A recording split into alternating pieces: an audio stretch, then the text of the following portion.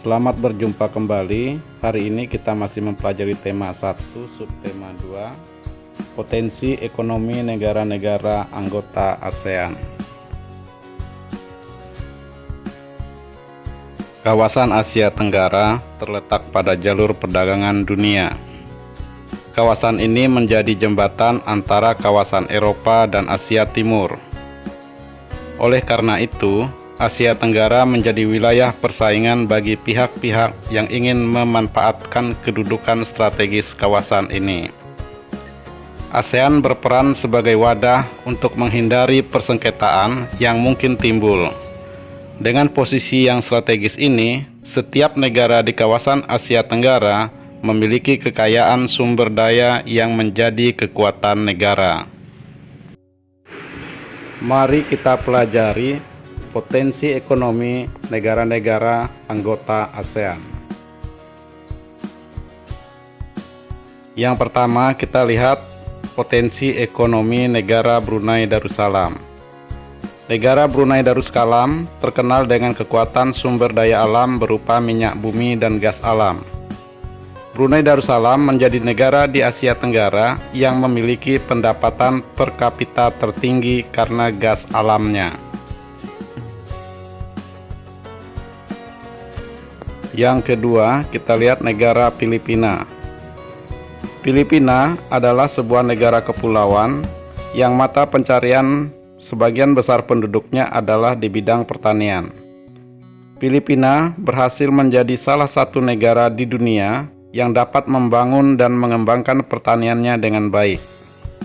Beberapa produk unggulan hasil pertaniannya diekspor ke berbagai negara, seperti nanas, padi, kelapa, dan gula. Hasil pertanian ini juga yang menunjang perkembangan ekonomi negara ini. Berikutnya, negara Indonesia. Sebagai negara kepulauan terbesar di kawasan ini, Indonesia memiliki ragam sumber daya alam yang sangat kaya. Banyak hal yang dapat dikembangkan untuk memperkuat perkembangan ekonomi Indonesia.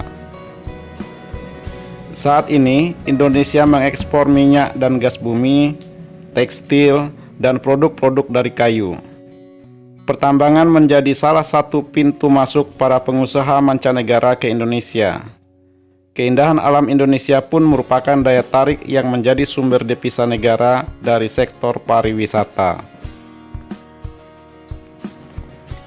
Negara yang keempat adalah Kamboja. Di Kamboja mengalir Sungai Mekong. Di daerah sekitar Sungai Mekong merupakan daerah yang subur. Mata pencarian penduduk Kamboja adalah pertanian. Hasil pertanian Kamboja yang besar adalah padi dan karet. Negara yang kelima adalah Laos. Laos bertetangga dengan Kamboja. Negara ini dilewati oleh aliran Sungai Mekong. Sama seperti di Kamboja, kegiatan pertanian banyak dilakukan di sepanjang aliran Sungai Mekong. Sebagian besar hasil pertanian dinikmati oleh masyarakat Laos. Negara yang keenam adalah Malaysia. Kegiatan ekonomi utama penduduk Malaysia adalah di bidang pertanian, pertambangan, dan perindustrian. Perdagangan internasional merupakan salah satu kegiatan ekonomi di Malaysia yang mengalami pertumbuhan tercepat. Peralatan elektronik, minyak, dan gas bumi diekspor ke negara lain. Produk dari kayu, minyak sawit, karet, tekstil, sepatu, dan bahan-bahan kimia diperdagangkan di dunia internasional. Negara ketujuh adalah Myanmar. Mata pencarian utama penduduk Myanmar adalah pertanian, perkebunan, dan pertambangan. Padi merupakan hasil utama dari pertanian di Myanmar. Myanmar merupakan salah satu negara penghasil padi terbesar di Asia Tenggara. Selanjutnya, negara Singapura. Singapura merupakan negara paling maju di kawasan ASEAN. Letak Singapura sangat strategis.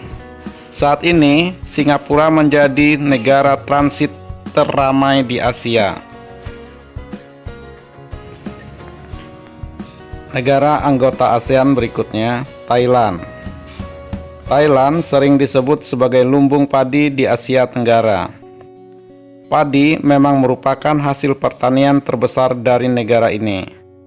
Selain itu, perkebunan, kehutanan, pertambangan, dan industri juga merupakan kegiatan ekonomi penduduk Thailand.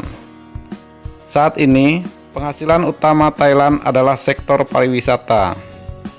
Keunikan bangunan budaya di Thailand menjadi daya tarik tersendiri bagi para wisatawan mancanegara.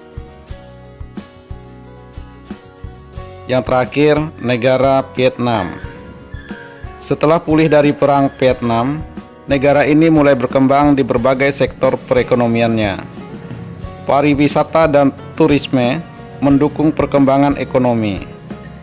Bidang pendukung lainnya seperti usaha jasa di bidang perhotelan, restoran, serta transportasi juga turut berkembang pesat.